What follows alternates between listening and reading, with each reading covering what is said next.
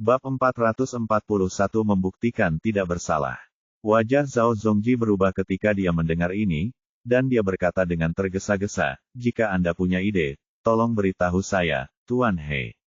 Sebagai pengagum Lin Yu, dia tentu berharap Lin Yu akan mengklarifikasi kecurigaannya sesegera mungkin dan membuktikan bahwa visinya benar sehingga dia dapat melanjutkan menjabat sebagai wakil presiden rumah sakit mereka dan memimpin rumah sakit mereka untuk kemajuan lebih lanjut. Meskipun residu obat mungkin tidak dapat diuji untuk pengujian, dan racun di permukaan telah dibersihkan, namun karena telah mengalami suhu tinggi, maka secara alami racun tersebut akan terendam dalam bahan obat sampai batas tertentu. Meskipun racun tersebut tidak dapat dirasakan tubuh manusia, tetapi jika dimakan oleh beberapa hewan kecil, ia akan tetap bereaksi. Lin Yu menoleh ke arah Zhao Zongji dan bertanya, "Direktur Zhao, apakah Anda punya kelinci putih untuk eksperimen medis?" Ya. Mata Zhao Zongji berbinar ketika mendengar ini.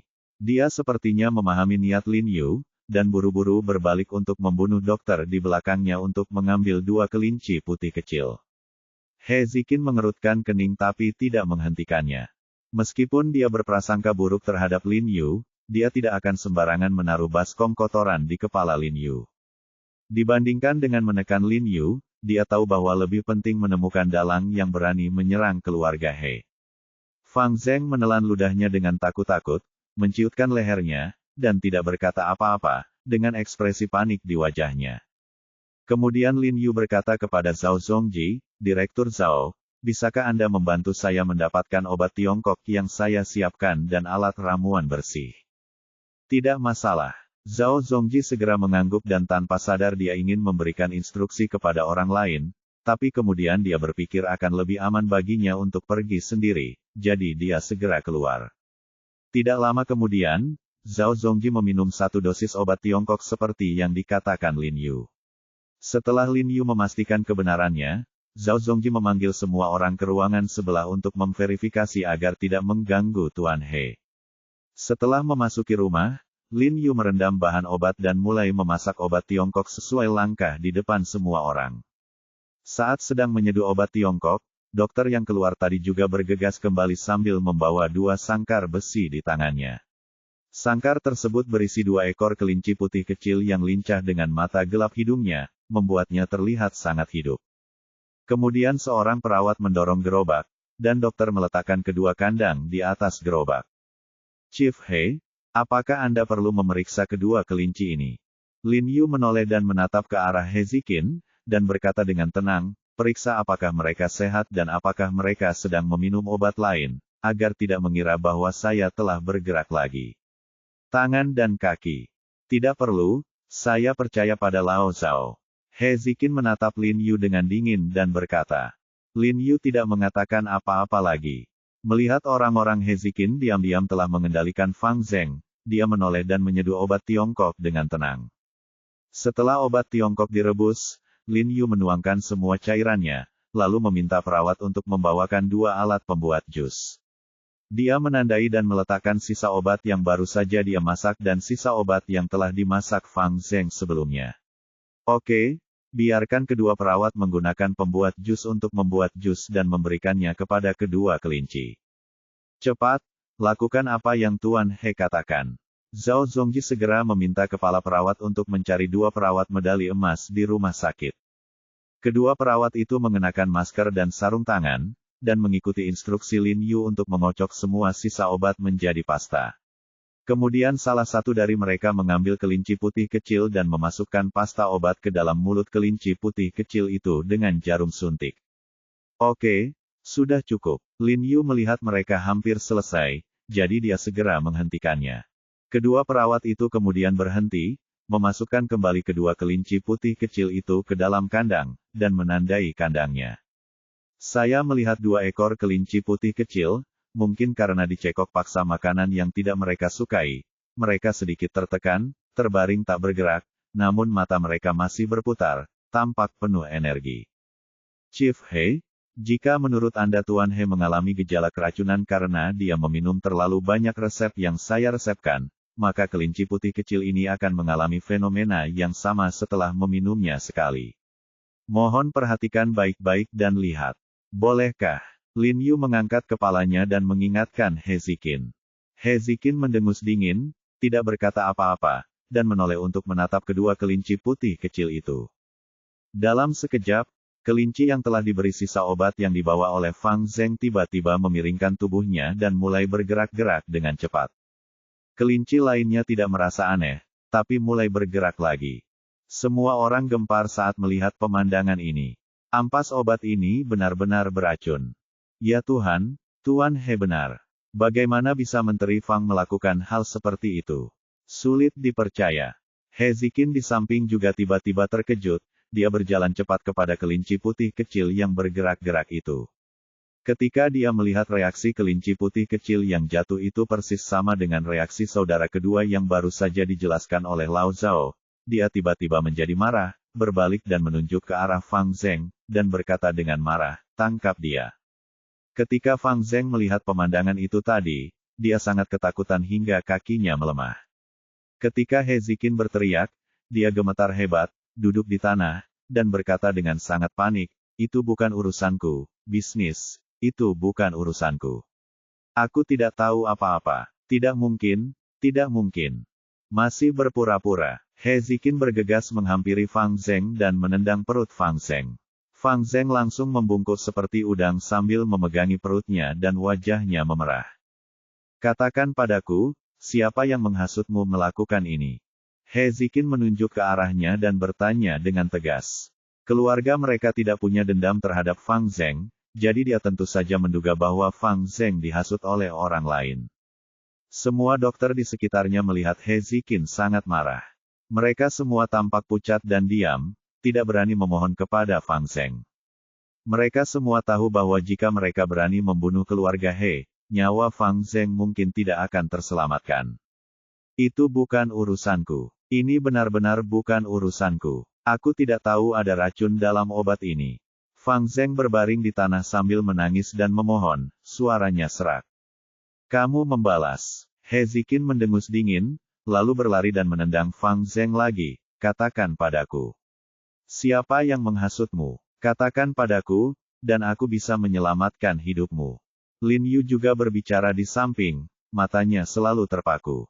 Mengamati ekspresi Fang Zheng dengan cermat, mau tak mau dia merasa sedikit terkejut saat melihat bahwa dia sepertinya tidak berbohong. Padahal, di dalam hatinya, dia sudah lama percaya bahwa Fang Zheng yang memberikan racun itu. Lagi pula, obat Tuan He semuanya disiapkan oleh Fang Zheng. Tetapi jika Fang Zheng memiliki motif tersembunyi di hatinya, dia seharusnya tidak setuju untuk membiarkan dirinya diuji residu obatnya, dan dia akan mencoba melarikan diri sebelum hasilnya keluar. Lin Yu dengan hati-hati memikirkan kembali perilaku Fang Zheng saat pertama kali bertemu dengannya, dan menemukan bahwa tidak ada yang aneh pada dirinya. Sepertinya dia benar-benar tidak tahu bahwa bahan obat ini beracun sejak awal. Tunggu, memikirkan hal ini, Lin Yu tidak bisa menahan diri untuk tidak berteriak kepada He Ziqin. "Ada apa?" He Ziqin menoleh dan bertanya dengan cemberut. "Menurutku dia tidak berpura-pura. Mungkin dia tidak menyuntikkan racunnya," kata Lin Yu ragu-ragu. Kamu belum pernah menginterogasi penjahat, jadi kamu mungkin tidak tahu bahwa kemampuan akting beberapa orang lebih baik daripada aktor." He Ziqin mendengus, merasa sangat marah di dalam hatinya karena dia juga tertipu oleh penampilannya yang persegi pada awalnya. "Paman He, aku bersumpah itu bukan aku." Fang Zheng tiba-tiba bangkit dari tanah, berlutut di tanah dengan kedua kakinya, satu tangan menarik celana panjang He Ziqin, dan tangan lainnya mengangkat tangannya ke atas kepala dan mengumpat, menangis, "Saya benar-benar tidak tahu bahwa obat yang diminum Tuan He beracun.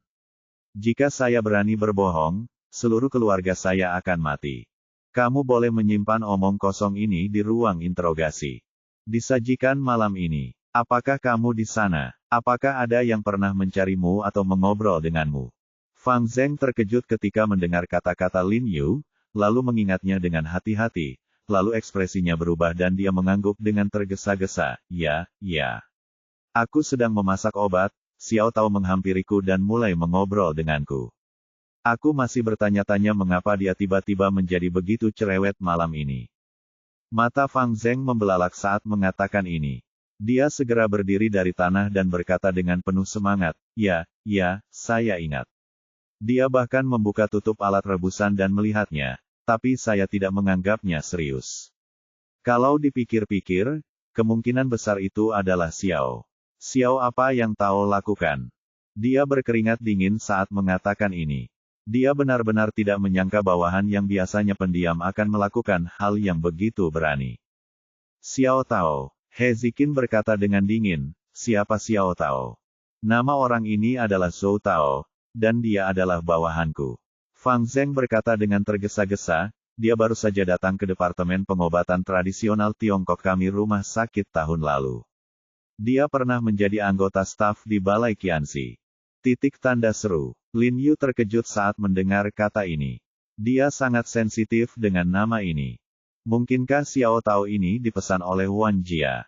Memikirkan hal ini, Lin Yu tiba-tiba menyadari bahwa jika dalang di balik layar adalah Wan Jia, maka semuanya akan masuk akal. Keluarga Wan sangat membenci diri mereka sendiri, dan mereka jelas ingin menyalahkan diri sendiri dan menggunakan tangan keluarga He untuk membasmi diri mereka sendiri. Selain itu, Wan Xiling mahir dalam pengobatan tradisional Tiongkok, dan dia tahu cara berbohong keluarkan rencananya tanpa meninggalkan jejak apapun. Tinggi. Trik ini sangat tinggi. Lin Yu diam-diam terkejut. Jika memang demikian, maka saya harus mengatakan bahwa Wan Jia menggunakan trik ini terlalu cerdik. Jika dia tidak bersentuhan dengan cairan tidak berwarna dan tidak beracun ini dan memikirkan cara untuk membuktikannya, dia mungkin sudah dibawa pergi oleh He Ziqin sekarang. Sekarang, dia akhirnya tahu siapa orang yang meracuninya saat itu. Itu pasti Wan Jia. Di mana Zhou Tao sekarang? Melihat apa yang dikatakan Fang Zeng, He Ziqin segera berkata dengan dingin, apakah dia di Departemen Pengobatan Tiongkok? Saat ini, dia mungkin sudah pulang kerja. Perhatikan, katakan yang sebenarnya. Sudah 4 atau 5 jam sejak gejala keracunan He muncul, jadi Xiao Tao pasti sudah lama pulang. Di mana rumahnya? Wajah He Ziqin menjadi dingin dan dia berkata dengan ekspresi galak, saya pribadi akan memimpin orang untuk menangkapnya. Tidak peduli siapa yang ada di belakangnya, saya akan mencari tahu dan membuat dia membayar mahal. Martabat. Keluarga He tidak bisa mentolerir penistaan agama apapun, jadi kali ini, dia harus mengambil tindakan sendiri. Bab 442 ikuti petunjuknya. Fang Zeng tidak berani menunda sama sekali dan segera memberitahu He Ziqin alamat rumah Zhou Tao. Zhou tua, apakah yang dia katakan itu benar? Apakah benar ada Zhou Tao? Ya, saya juga memiliki kesan terhadap Zhou Tao. Zhao Zongji mengangguk dan membenarkan, seharusnya tidak ada masalah dengan alamat yang disebutkan Fang Zeng tadi. Ada file di Departemen Arsip. Dia tidak berani mengatakan omong kosong. He Ziqin mengangguk lalu berpindah. Dia menoleh ke saudara ketiganya dan berkata, saudara ketiga, kamu tetap di sini dan jaga saudara kedua bersama Manru. Saya akan menangkap Zhou Tao ini. He Ziheng mengangguk dan berkata dengan sungguh-sungguh. Meskipun keluarga He tidak bersatu secara internal, begitu seseorang berani menantang martabat keluarga He, mereka harus bersatu dan menghadapi dunia luar.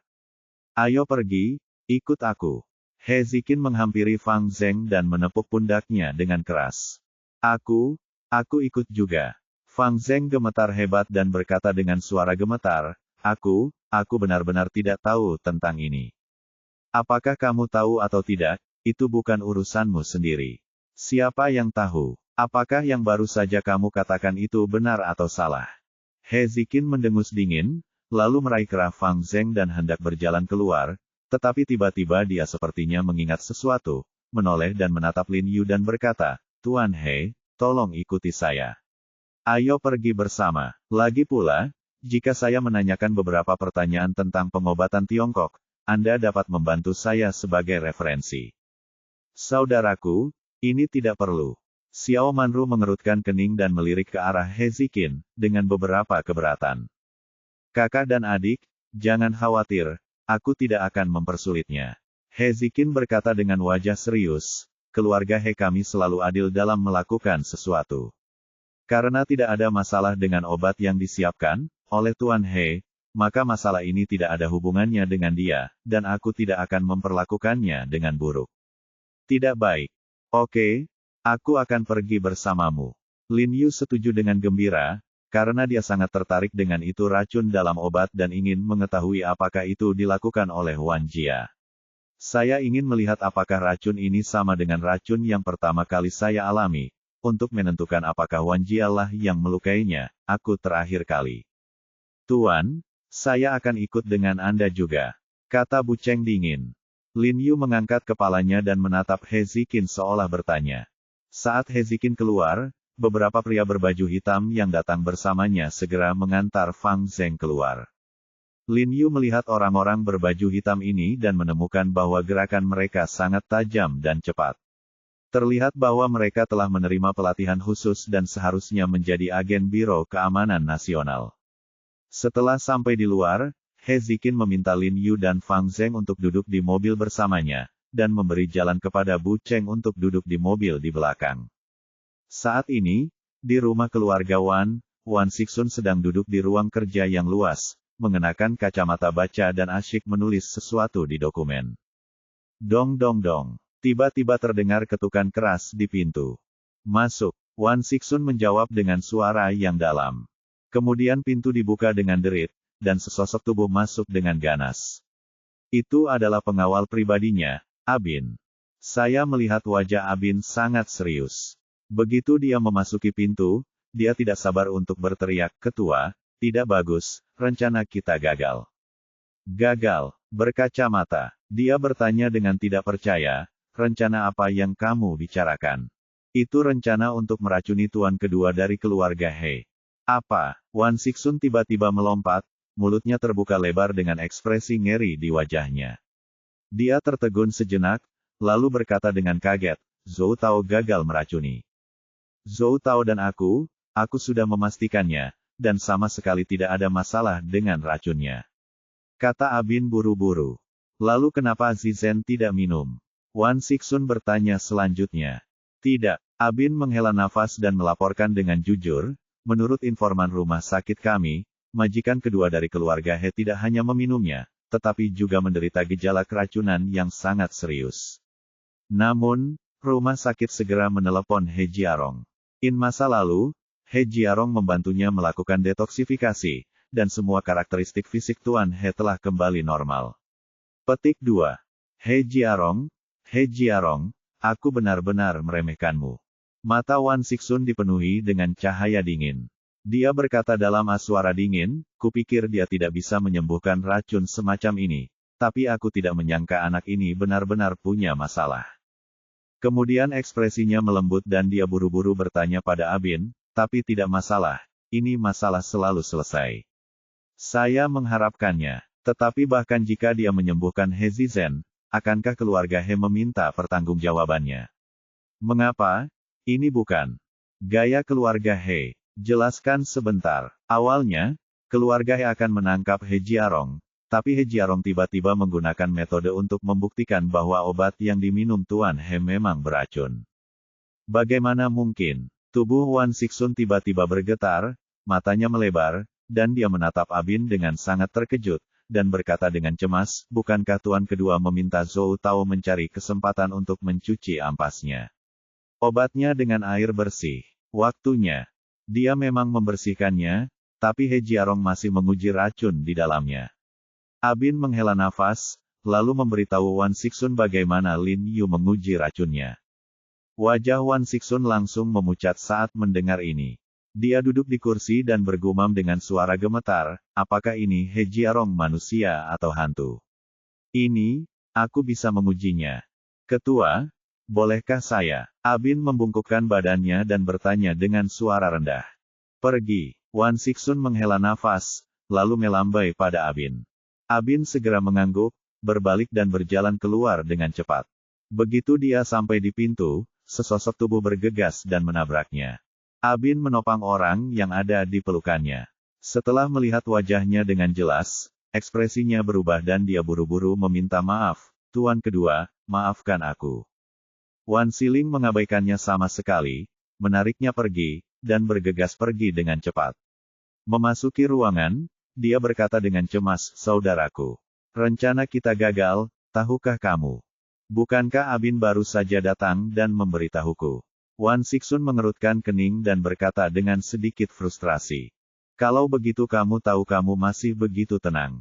Wan Siling berkata dengan wajah merah, jika keluarga He mengetahui bahwa kita melakukan ini, maka keluarga Wan kita akan menghadapi bencana.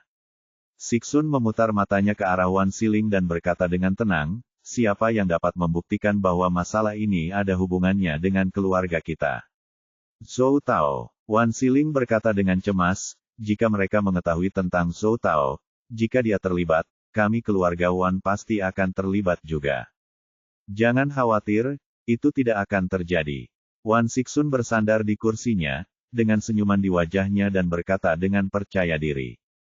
Tidak, kenapa tidak? Wan Siling berjalan mengitari ruangan dengan cemas, dengan wajah sedih, dan terus bergumam, aku kira tidak akan lama lagi mereka akan menemukan Xiao Tao.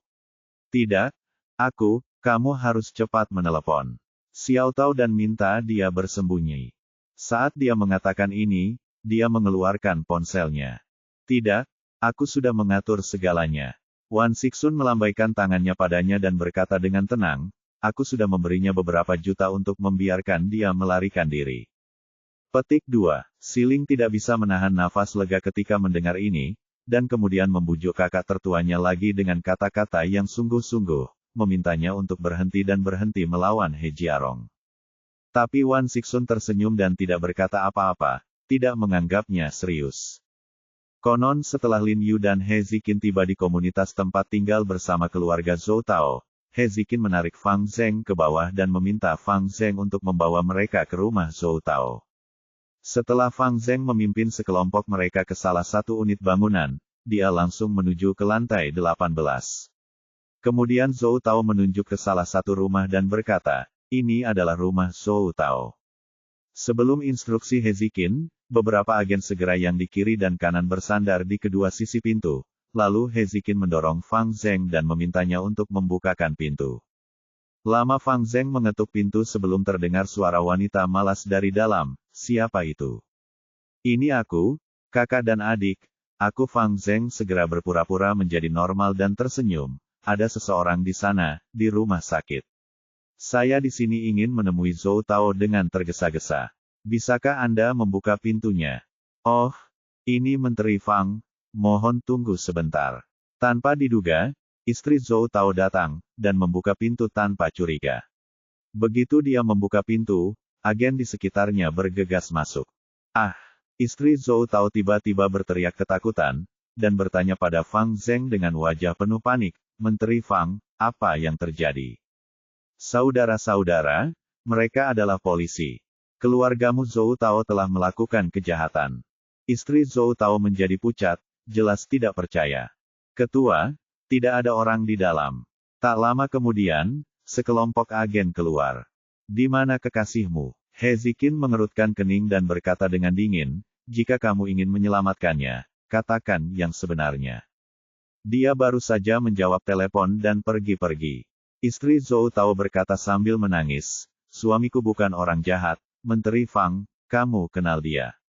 Ekspresi He Ziqin berubah ketika dia mendengar ini, mengetahui bahwa Zhou Tao mungkin telah mendapatkan berita dan melarikan diri, dan bertanya setelah mengetahui waktu kepergian istri Zhou Tao dan nomor plat Zhou Tao, dia segera berlari ke bawah bersama yang lain. Saat He Ziqin memimpin orang-orang keluar komunitas, dia memanggil polisi untuk mengejar mobil Zhou Tao. Pak, bukankah ini mobil Zhou Tao?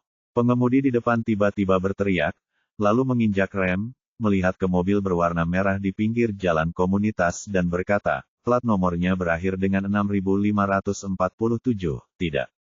Itu dia. Itu dia. He Ziqin berbalik dan tampak bahagia, dan segera bergegas keluar dari mobil bersama semua orang. Sekelompok agen mengepung mobil tanpa mengucapkan sepatah kata pun. Sebelum ada yang bisa mengatakan apapun, seorang agen yang berdiri di depan mobil buru-buru berkata, Direktur, ada seseorang di kursi pengemudi. Mendekat dan mencoba meraih pintu kamar pengemudi. Tanpa diduga, dia membuka pintu dalam satu gerakan, dan di saat yang sama, sesosok tubuh keluar dari mobil dan jatuh ke tanah dengan bunyi gedebuk. Zhou Tao. Fang Zheng berseru dengan wajah pucat saat melihat sosok berlumuran darah. Jantung Lin Yu berdetak kencang saat melihat ini buruk, tidak ada bukti yang membuktikannya. Bab 443 ini sudah cukup. Ekspresi Hezikin berubah setelah mendengar ini, dia menyalakan senter ponselnya dan melihat ke dalam mobil.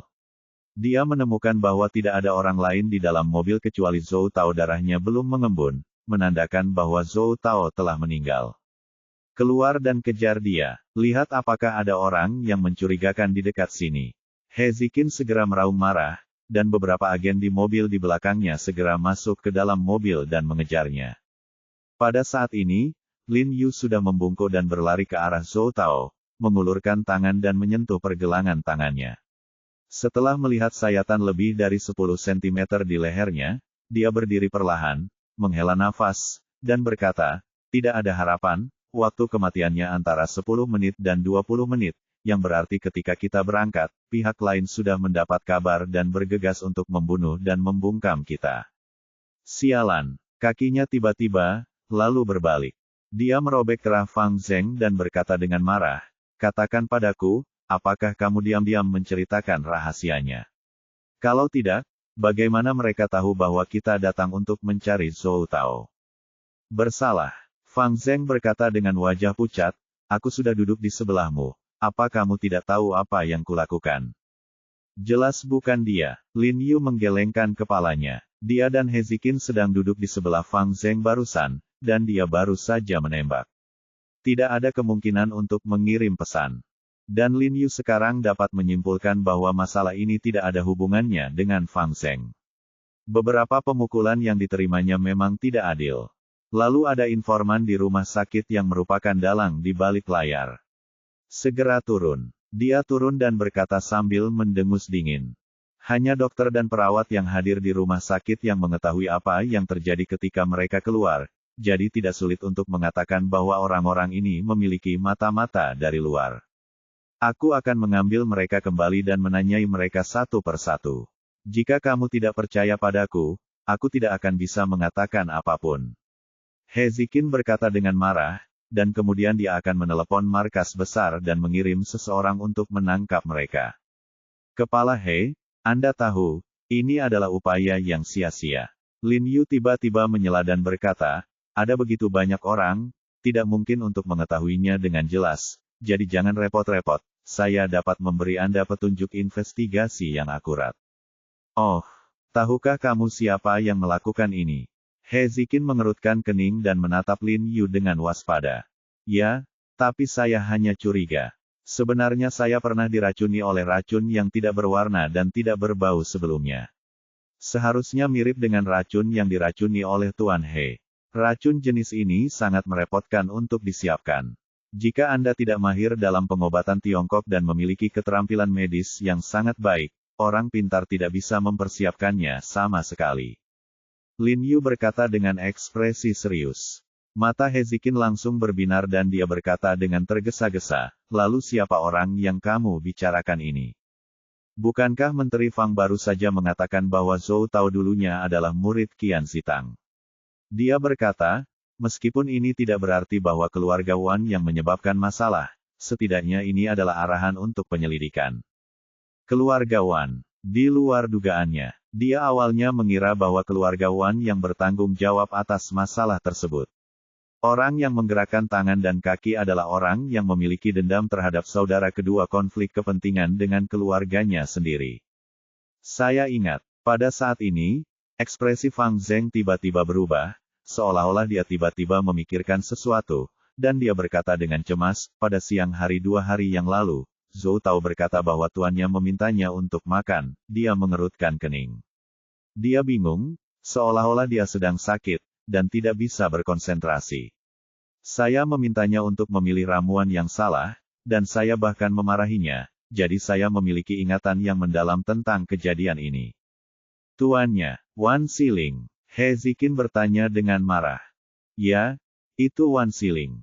Dia sering membual kepada kami tentang hal ini." Fang Zheng mengangguk penuh semangat dan menegaskan. "Yah, kamu Wan Jia." Hezikin mencibir, lalu berkata dengan ragu, tetapi Wanjia adalah keluarga bisnis dan tidak memiliki konflik dengan keluarga kita. Mengapa dia melakukan ini? Petik 2. Untuk menjebakku. Dengan lantang, ada banyak kebencian antara aku dan keluarga mereka. Dia menyalahkanku atas kematian putra Wan Sixun. Hezikin melirik Lin Yu dan tidak bertanya lagi mendengar tentang keluhan dengan Lin Yu, tapi dia tidak memikirkannya pada awalnya. Kemudian dia mengangguk dan berkata, kalau begitu, itu masuk akal.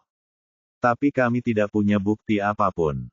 Zhou Tao yang mati tergeletak di tanah, dan berkata tanpa daya. Tidak ada bukti, kita bisa memeriksanya. Hezikin menoleh ke Fang Zheng dan berkata, beritahu saya nomor telepon Zhou Tao. Nomor telepon. Namun di luar dugaan, selain berbicara dengan keluarga dan pemimpinnya, nomor tersebut belum pernah dihubungi orang lain akhir-akhir ini. Terlihat bahwa Zhou Tao menggunakan telepon umum untuk menghubungi orang yang menghasutnya, atau ada orang lain yang menghasutnya, bukan untuknya. Apalagi kartu bank dia dan keluarganya tidak ada catatan transfernya, hanya orang tuanya yang membeli villa di kampung halamannya 2 hari lalu, tapi tidak ada masalah dengan catatan transaksinya. Namun pengembang villa ini berafiliasi dengan Wan Shi Group. Kedua rubah tua dari keluarga Wan ini sangat berhati-hati. Hezikin melihat pesan di ponselnya dan berkata dengan dingin.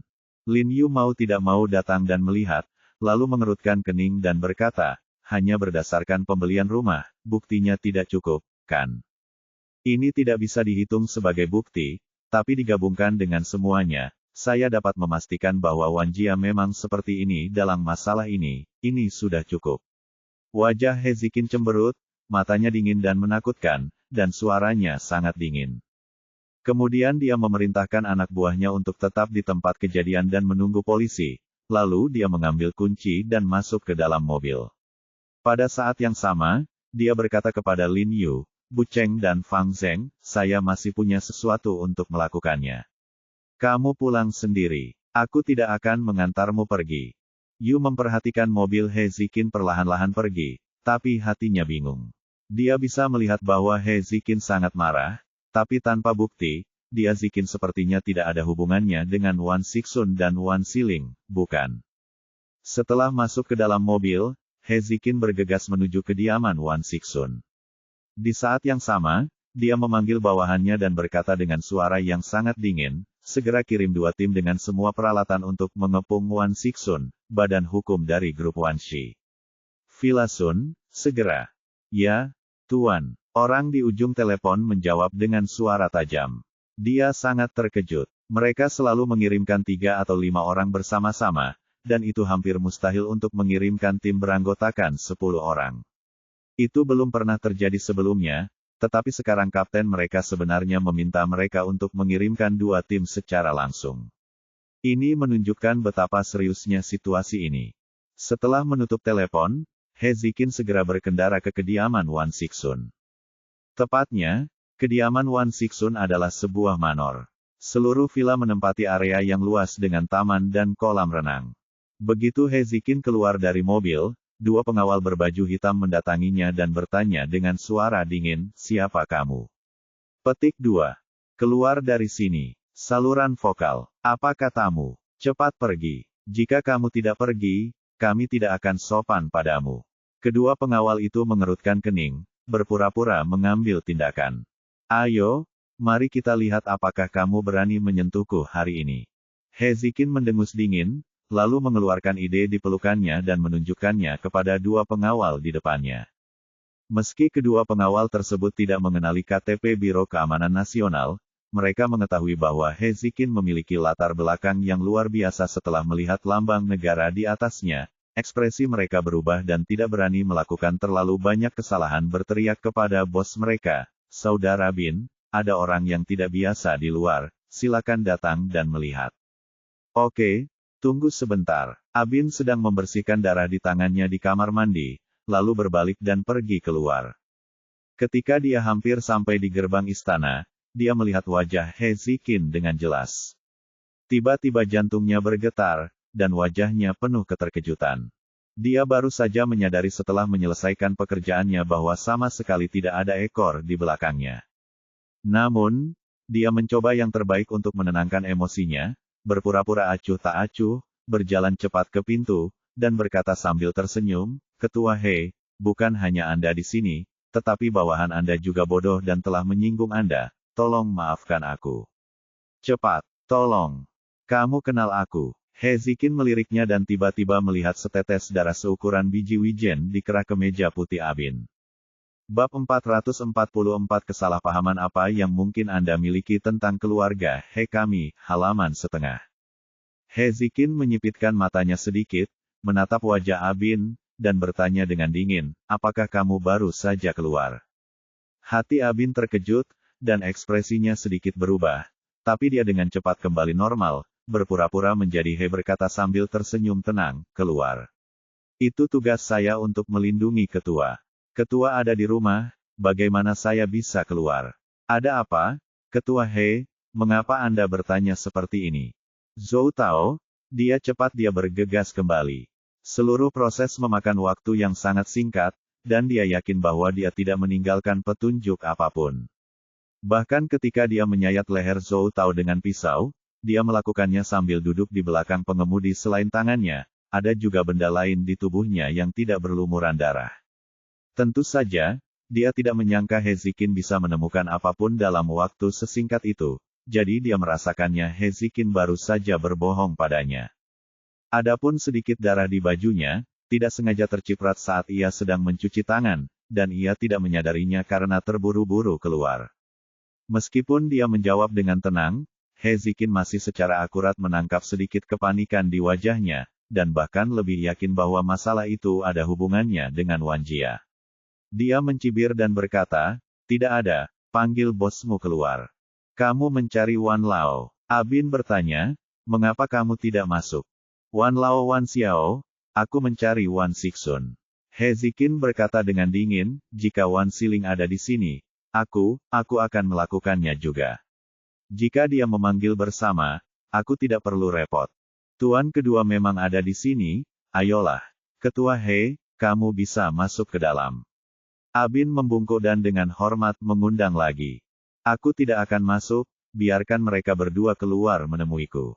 Hezikin mendengus dingin, dengan wajah tegas, menegakkan dadanya, dan memancarkan udara mendominasi yang telah lama berada di atas orang lain. Abin terkejut saat melihat ini. Sejujurnya, bahkan orang seperti dia yang pernah melihat angin kencang dan ombak mau tidak mau akan terkejut dengan aura yang terpancar dari Hezikin sesaat dan tidak tahu harus berkata apa. "Apakah kamu tuli?" Hezikin berkata dengan tegas, "Jika kamu tidak berani memberitahu Wan Sixun, teleponlah Wan Sixun sekarang dan aku akan memberitahunya. Kalau begitu tunggu sebentar, aku akan masuk dan memanggil Direktur Kitalong." Abin ragu-ragu sejenak, lalu berjalan cepat menuju rumah. Kali ini dia bahkan tidak mengetuk pintu, dan langsung bergegas ke ruang kerja Wan Sixun, berkata dengan nada mendesak, "Ketua, ini buruk, Hezikin datang sendiri, dan saya bersikeras membiarkan Anda turun menemuinya. Mengapa kamu panik?" Petik 2. Wan Sixun telah memperhatikan situasi di luar pintu dan berkata kepada Abin, "Apakah kamu sudah melakukan semua yang kamu katakan padaku?" "Tidak, kamu tahu apa yang aku lakukan. Berkali-kali, kapan jebakannya keluar?" kata Abin buru-buru. "Tidak apa-apa. Lalu apa yang kamu takutkan?" Wan Sixun mengangguk. Dia sangat mempercayai Abin. "Saya pikir Hezikin datang ke sini karena dia mencurigai kita," kata Abin dengan suara rendah. "Saudaraku, aku sudah menasihatimu sebelumnya, tetapi kamu tidak mendengarkan. Lihat, sesuatu telah terjadi sekarang." Setelah Wan Siling mengerti apa yang terjadi, dia tidak bisa menahan diri untuk tidak melompat dan berkata dengan cemas, "Kakak kedua, jangan khawatir. Bukankah aku sudah memberitahumu? Mulut Zhou Tao telah aku tutupi." Hezikin tidak memiliki bukti untuk membuktikan bahwa masalah ini ada hubungannya dengan keluarga kita. Bahkan kecurigaannya sia-sia saja. "He, tidak ada yang bisa kita lakukan." Wan Sixun mendengus dan berkata dengan ekspresi angkuh, "Karena dia tidak datang, aku akan menjemputnya sendiri." Wan Sixun berbalik dan mengambil gantungan baju. Dia meletakkan mengenakan mantel dan syalnya, mengambil tongkat, dan berjalan keluar. Ia baru saja keluar dari rumah sakit kemarin dan sedang terburu-buru untuk kembali menangani serah terima rombongan untuk Wan Xiaoyue, sehingga penyakitnya belum sembuh total bahkan ia harus menggunakan tongkat untuk berjalan. Aku akan pergi bersamamu. Wan Xiling juga segera berdiri, merasa sedikit khawatir, dan datang untuk membantu kakak laki-lakinya.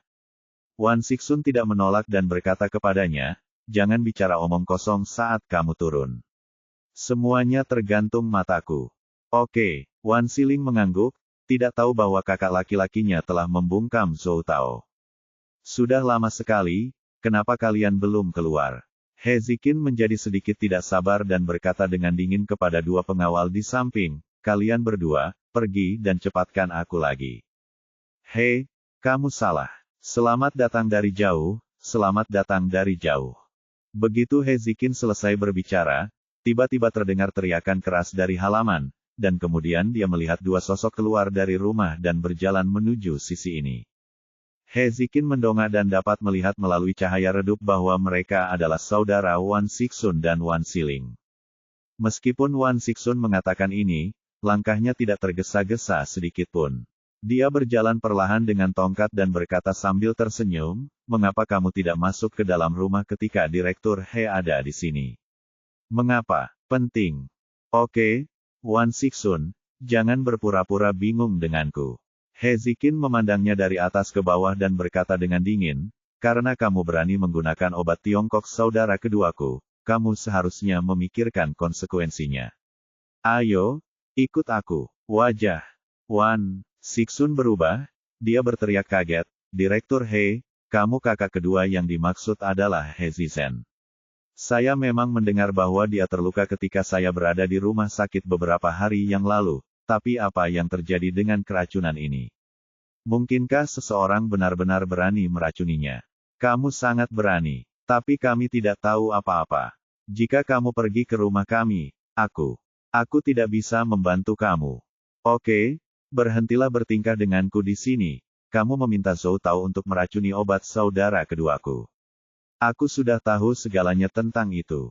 He Ziqin menyipitkan matanya dan berkata dengan dingin, apakah menurutmu kita tidak bisa mengetahuinya jika Zhou Tao mengeluarkan racun yang tidak berwarna dan tidak berbau dan membersihkannya beberapa kali? Begitu dia selesai berbicara, wajah Wan Xiling berubah drastis dan dia terkejut. Dia tidak menyangka bahwa He Zizhen memahaminya dengan jelas, dan bahkan berpikir bahwa dia Ziqin telah menangkap Zhou Tao. Namun, Wan Xixun tahu bahwa Zhou Tao telah meninggal, jadi dia masih terlihat tenang dan berkata sambil tersenyum, Direktur He, apa yang kamu bicarakan? Mengapa saya tidak dapat memahami sepatah kata pun? Apa Zhou Tao? Bagaimana dengan ampasnya? Obat? Saya benar-benar tidak tahu tentang ini. Apakah Anda memeriksa orang yang salah? Itu benar, Zhou Tao dari Departemen Pengobatan Tradisional Tiongkok di Rumah Sakit Umum Daerah Militer adalah murid saudaramu.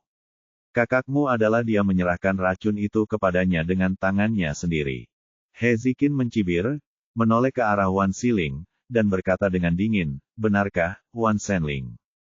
Wan Xiling gemetar ketika mendengar ini, menundukkan kepalanya dan berkata tidak ada apa-apa, wajahnya membiru dan putih.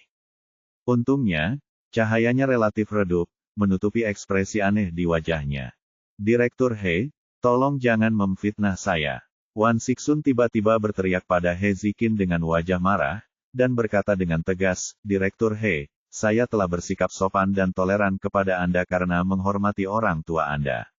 Jika Anda terus menuduh keluarga Wan kami tanpa bukti apapun, jangan salahkan saya karena menemui orang tua Anda secara pribadi.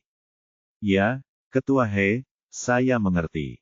Tampaknya Anda curiga terhadap Zhou Tao yang kami perintahkan untuk melakukan ini. Tuan He diracun, kan? Seorang bin di samping juga berpura-pura bingung dan berkata, tolong panggil Zhou He Tao ini dan mari kita hadapi dia. Bab 444 Kesalahpahaman apa yang mungkin Anda miliki tentang keluarga He kami, halaman 2/2. Hadapi dia secara langsung. He Ziqin menoleh ke Abin dan mencibir, dia baru saja dibunuh olehmu, kenapa dia datang untuk menghadapimu secara langsung? Apakah kamu tidak takut jika dia benar-benar muncul di hadapanmu sekarang?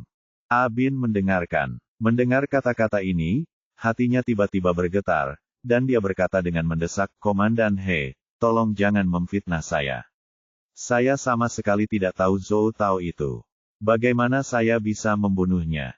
Wan Siling di samping mendengar ini, tiba-tiba dia mengangkat kepalanya dan melirik ke arah Abin dengan heran, lalu menoleh ke arah kakak tertuanya, hatinya terkejut. Rupanya dia sudah menduga bahwa kakak tertuanya tidak memberikan uang kepada Zhou Tao biarkan dia lari, tapi bunuh dia. Wajah Wan Sixun sangat tenang, tanpa ekspresi sedikit pun yang berfluktuasi, yang menunjukkan bahwa kualitas batinnya sangat tinggi.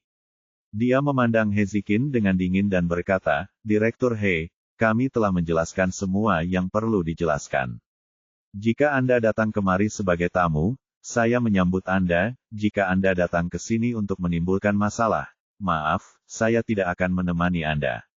Begitu dia selesai berbicara, Wan Sixun mengabaikan He Ziqin dan berbalik dan berjalan ke dalam rumah. "Tunggu," He Ziqin berkata dingin dengan wajah tegas, "siapa bilang kamu harus pergi? Masuk ke mobil dan ikuti aku kembali ke stasiun." Wan Sixun perlahan menoleh, menyipitkan matanya dan mendengus, "Direktur Heda, Anda dapat menangkap saya jika Anda mau, tapi tolong berikan bukti." Begitu dia selesai berbicara, He Ziqin tiba-tiba bergegas ke arahnya dan memukul perut bagian bawahnya dengan tendangan tajam. Wan Sixun tidak punya waktu untuk bereaksi dan dipukul oleh He Ziqin, ditendang ke tanah. He Ziqin tiba-tiba menyentakkan tubuhnya, menatap wajahnya, dan berkata dengan ekspresi yang sangat dingin, "Wan Sixun, kamu mungkin salah paham tentang keluarga He kita. Jika aku ingin menangkapmu, aku tidak memerlukan bukti sama sekali."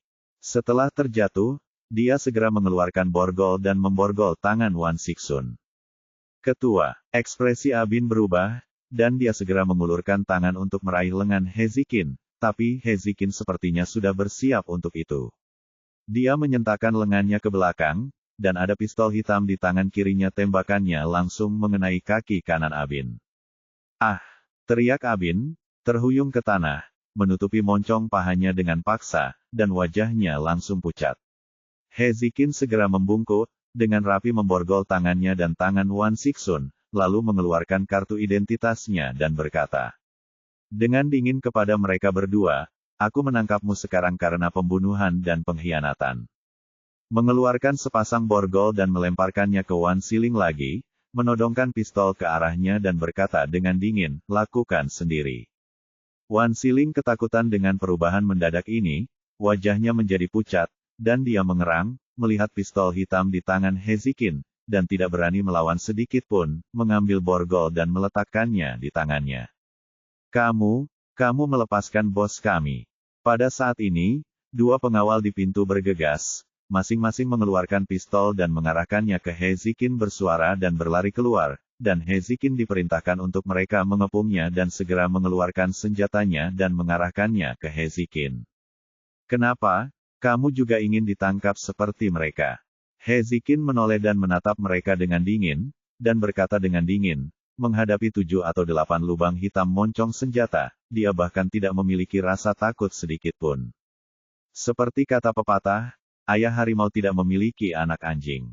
Meskipun ia tidak sebaik saudara keduanya, ia mewarisi sebagian dari karakter ayahnya yang berdarah besi. Jika tidak, ia tidak akan mencapai apa yang telah ia capai saat ini.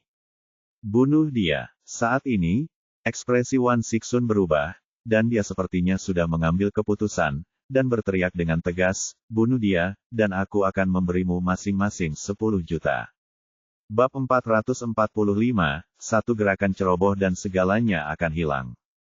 Wan Sixun jelas sedang panik saat ini, karena perkembangannya jauh melebihi ekspektasinya.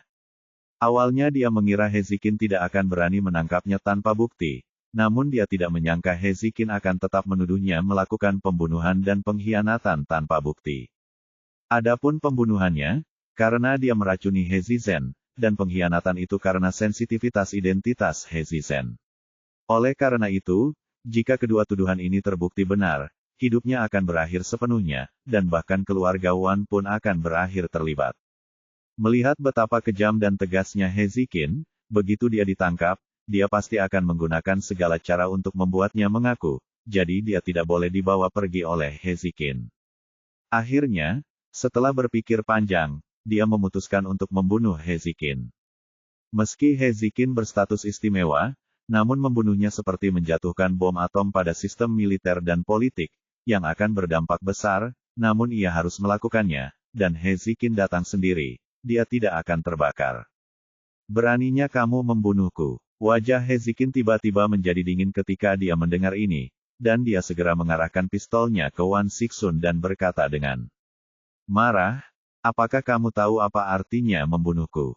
Berkata dengan dingin. Dia melirik orang-orang di sekitarnya dan berkata dengan tegas, kamu dan keluargamu akan dieksekusi di tempat karena pengkhianatan. Beberapa pengawal di sekitarnya tiba-tiba membeku ketika mereka mendengar ini, dan mendengar dia berkata pengkhianatan. Semuanya, sepertinya telah menebak status luar biasa Hezekin, dan ada sedikit keraguan dan rasa takut di wajah mereka, tetapi mereka tidak meletakkan pistol di tangan mereka. Jangan dengarkan dia. Dia datang ke sini sendirian. Jika kamu membunuhnya, tidak akan ada yang tahu. Wan Sixun berkata dengan penuh semangat. Dia tahu bahwa Hezekin tidak berani menyerangnya untuk saat ini, tetapi selama salah satu pengawalnya diam-diam melepaskan tembakan dingin, Hezekin akan tamat. Bang! Tanpa diduga, begitu dia selesai berbicara, Hezekin menembak kakinya tanpa ragu-ragu. Ah! Ah! Wan Sixun segera menjulurkan lehernya dan berteriak keras. Pembuluh darah muncul di dahinya dan air mata keluar. Wan Sixun, kamu memerintahkan anak buahmu untuk membunuhku. Sekarang pengkhianatanmu telah terbukti sepenuhnya. Hezekin mendengus dingin, lalu melirik keluar halaman, matanya berbinar, dan dia berkata dengan dingin kepada pengawal, jika kamu tidak melakukannya, ingin mati, segera letakkan senjatamu. Para pengawal itu sedikit takut dengan momentum Hezekin. Mereka menelan ludah dan saling memandang, ragu-ragu. Aku akan mengatakannya untuk terakhir kalinya, jika kamu tidak ingin mati, lemparkan senjatamu ke tanah. Suara Hezekin masih dingin, tapi ada sedikit kecemasan. 3 pengawal menjadi pucat ketika mendengar ini. Mereka ragu-ragu sejenak, perlahan-lahan menurunkan tangan mereka yang memegang senjata, lalu melemparkannya ke tanah. Saat ini, Abin yang tergeletak di tanah tiba-tiba menjadi dingin. Tanpa diduga, sebuah pistol hitam muncul di tangannya. Memanfaatkan ketidaksiapan Zikin, dia berbalik dengan rapi dan mengarahkan pistol ke arahnya. Puff! Suara tembakan dengan peredam terdengar. Tiba-tiba tubuh Abin bergetar, mata dan mulutnya melebar, dan dia menatap jantungnya dengan tidak percaya. Darah hitam kental mengalir keluar, lalu dia gemetar, memiringkan kepalanya, dan terdiam. Puff, puff, puff. Beberapa suara tembakan terdengar, dan pengawal yang memegang senjata di tangan mereka jatuh ke tanah. Jangan bunuh aku. 3 pengawal lainnya yang melemparkan senjatanya sangat ketakutan hingga mereka berlutut di tanah dengan bunyi gedebuk, mengangkat tangan ke atas kepala, dan berkata dengan ekspresi ngeri di wajah mereka. Pada saat ini, lebih dari selusin pria yang mengenakan seragam layanan khusus hitam dan berkerudung hitam bergegas masuk dari pintu dengan cepat. Mereka bergerak dengan kecepatan yang sangat aneh dan tidak mengeluarkan suara sedikit pun senapan khusus gelap. Kapten, kamu baik-baik saja? Seorang pria yang berjalan di depan segera bertanya pada Hezekin. Tidak apa-apa, bawa mereka berdua pergi. Hezekin menatap dingin ke arah Wan Siling dan Wan Sixun di tanah. Bunuh aku. Semua ini dilakukan olehku. Ini tidak ada hubungannya dengan kakakku atau keluarga kita. Itu semua dilakukan olehku sendiri.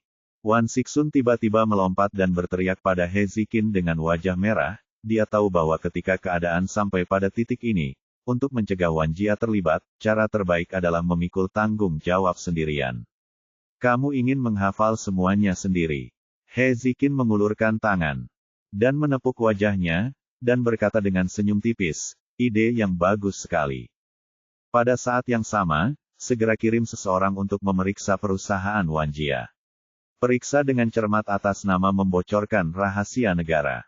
Periksa dengan cermat. Saya tidak akan membiarkan perusahaan manapun di bawah grup Wan Shi pergi. Dengan tajam. Tidak, tidak. Itu bukan urusan keluarga Wan kita. Wan Sixun, yang berada di belakang Hezekin, gemetar hebat saat mendengar ini.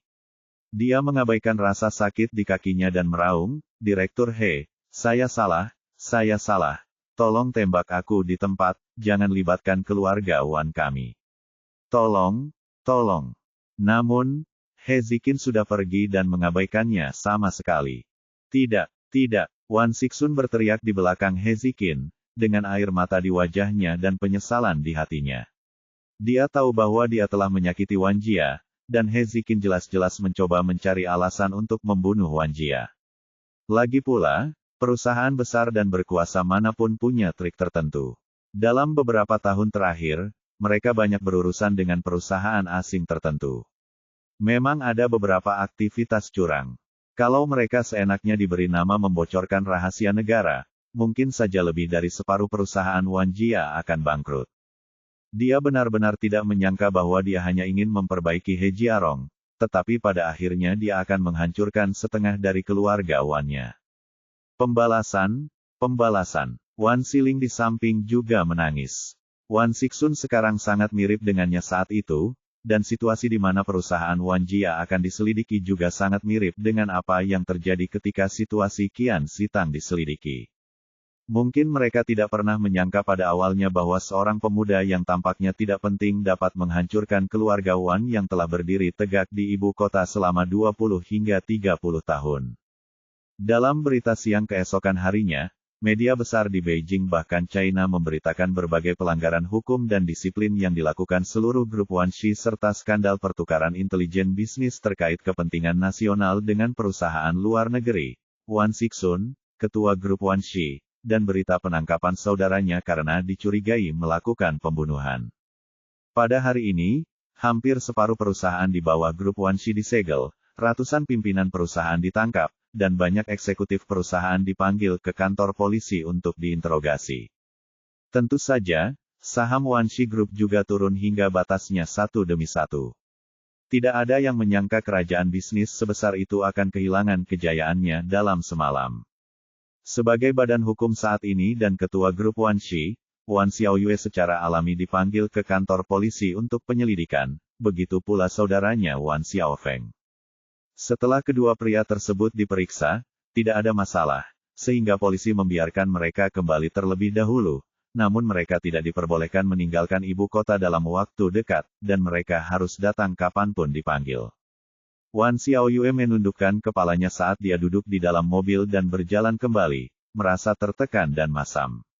Dia tidak pernah bermimpi bahwa hanya dalam 1 tahun, ayahnya akan meninggal, paman keduanya akan menjadi gila, dan kedua kakeknya akan ditangkap, kekayaan keluarga yang tampaknya makmur masih menyusut lebih dari setengahnya, dan menunggunya adalah sekelompok bibi dan sepupu yang mengincarnya, dan air mata di matanya tidak bisa berhenti jatuh. "Saudaraku, jangan menangis." Wan Xiaofeng di samping meraih pergelangan tangan saudaranya. Tidak ada air mata di matanya, dan tiba-tiba meledak dengan rasa dingin yang tak ada habisnya sangat. Ini menyakitkan, sangat menyakitkan. Saat ini, Lin Yu dan Dou Xinyi sedang duduk berdampingan di Aula Huiseng, memeriksa denyut nadi pasien. Berita tentang Wan Jia beberapa hari terakhir ini ditayangkan di TV di sebelah mereka. Para pasien menunjuk ke TV dan membicarakan sesuatu. "Oh, Jiarong, bagus sekali. Bagus sekali." Pada saat ini, suara gembira tiba-tiba datang dari luar pintu, lalu Li Qianjue dan Li Qianying masuk bersama.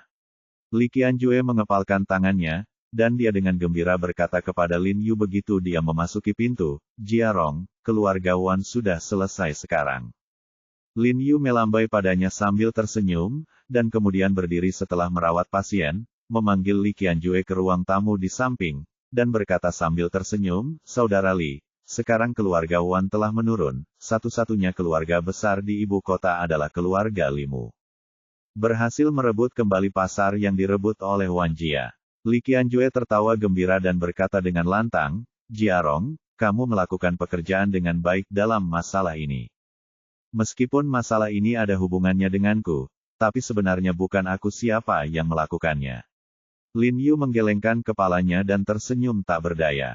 Memikirkan keluarga He, dia tidak bisa menahan diri untuk tidak menghela nafas, Aku hanya bisa menyalahkan keluarga Wan karena melakukan tindakan yang salah kali ini seluruh situasi menjadi berantakan. Semua orang kalah. Seperti kata pepatah, pengusaha tidak bertengkar dengan pejabat, seperti yang diharapkan. Bahkan keluarga besar seperti keluarga Wan pun masih rentan jika bertemu dengan keluarga He. Namun, Lin Yu tidak berpuas diri dengan hal ini, melainkan menjadi sedikit lebih waspada terhadap keluarga He. Dia tidak bisa tidak memikirkan apa yang akan terjadi jika suatu hari dia berperang dengan keluarga He.